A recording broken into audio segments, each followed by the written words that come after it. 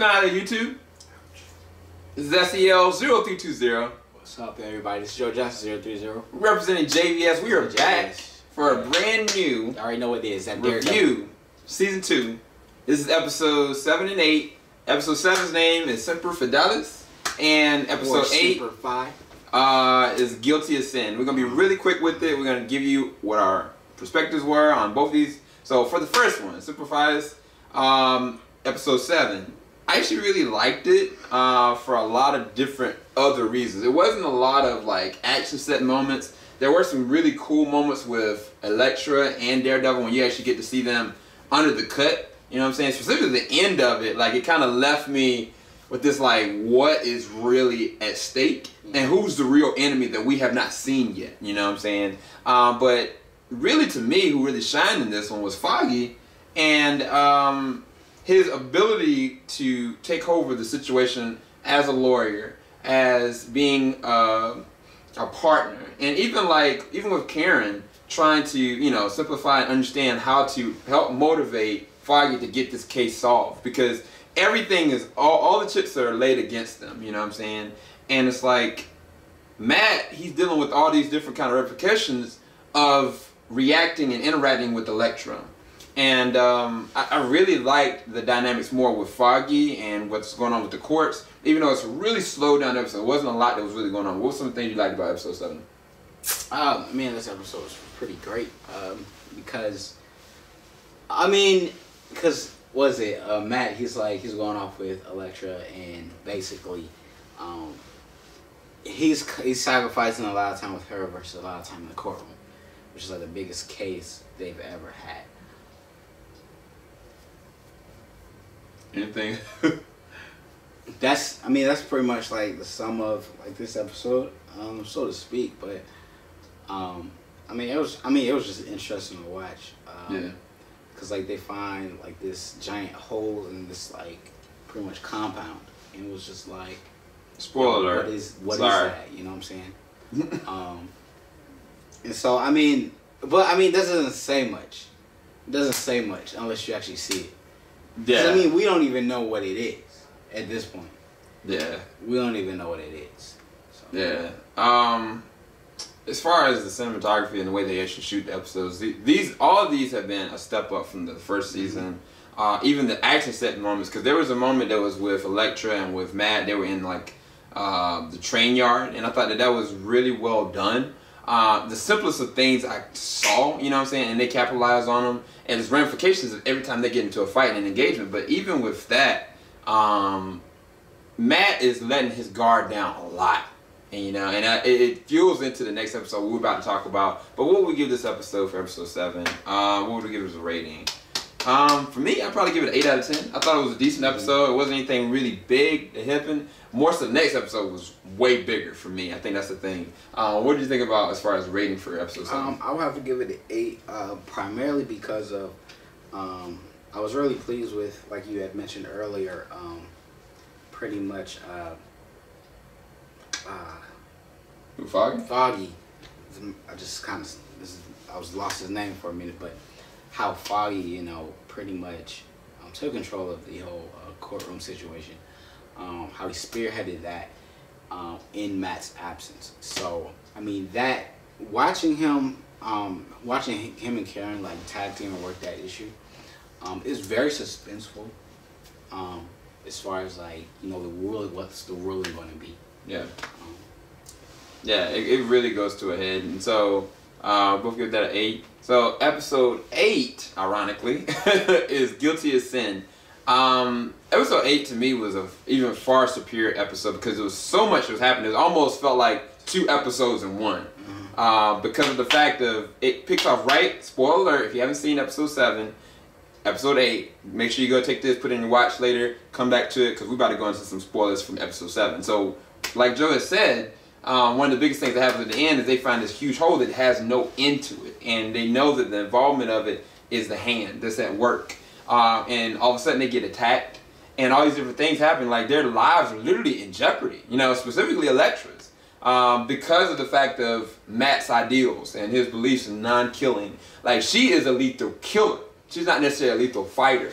You know, and it really shows because Matt is doing a really good job defending himself, but she's having some hard times just not taking somebody out. And it cost her some things in this episode. And the thing is, one of Matt's old flames and connections with all of this, Stick, comes into the fold. And a lot of mythology that talks about the hand, the wall, even like Elektra's background really gets pushed to the forefront in this episode. And I think that this is one of the more emotionally charged episodes. I think that Charlie Cox, that plays Matt Murdock, does a great job acting in this one because you can feel all the things hitting him at once. Like in episode 7, like there was a moment where, you know, Foggy cornered him and you could see he was just desperate to try to help, do what he can, but he's emotionally compromised because this woman's back in his life. And this is no different. Like, it's just, there's no filter because her life is in jeopardy in this beginning of this episode. And Stick is the only person that can help. And I think I really love the dynamics that are going on with Stick, even with like the action set moments. Like there's a lot of captured moments from the beginning all the way to the end that like leave you with like, oh my gosh, what is about to go down? But I figure you want to talk about the trial because that is suspenseful in and of itself too, because we don't know what's going to go down. What were some of the things you liked about episode 8? Yeah, so I mean, if you haven't seen this episode, I mean, I'm just gonna say it because I mean I was very satisfied watching it. Was the fact that the district attorney was getting pretty much, she was getting the business. Like you thought everybody like going to this trial, I thought, oh, she's gonna, you know, put up a good fight, but she was being stopped at every argument she put up. She was being stopped, and I was just like, it was such satisfying and gratifying just to see that, because I don't really like her character, or her character is. But I mean, as for a performance for her, she does a good job. Now, I mean, there's definitely with this episode, so Foggy, at the point they put Frank was really interesting. They put Frank on the stand, so to be questioned, to tell a story, and basically Foggy has the opportunity to do it, or he can let Matt do it, because and he exclaims that Matt does a better job at this kind of thing than him. So it's interesting to watch because at this point you don't know everything Matt's going through. You don't know how Matt is going to do as far as asking these questions. He wasn't even present for the entire trial. Yeah. So how is he going to do that? And this episode is very suspenseful in how they go about that that whole dialogue. Yeah. So I mean, that probably was the best. No. I take that back. That's one of the key things in this episode. There's a lot of things that go on in this episode, such as the Stick and Elektra. Pretty much the Elektra thing that's going down, and pretty much how she's recuperating. So yeah. So with that being said, anything else would you like to mention?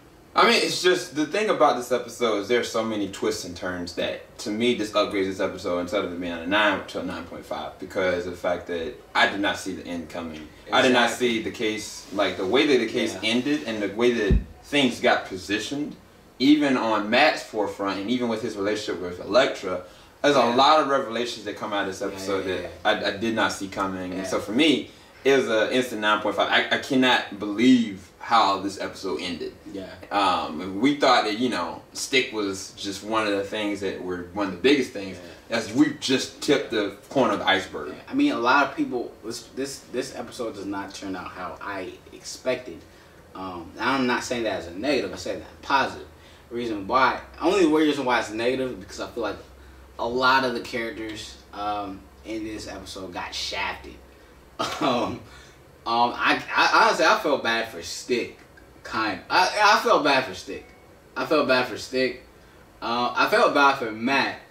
I felt bad for Elektra though, more than anybody.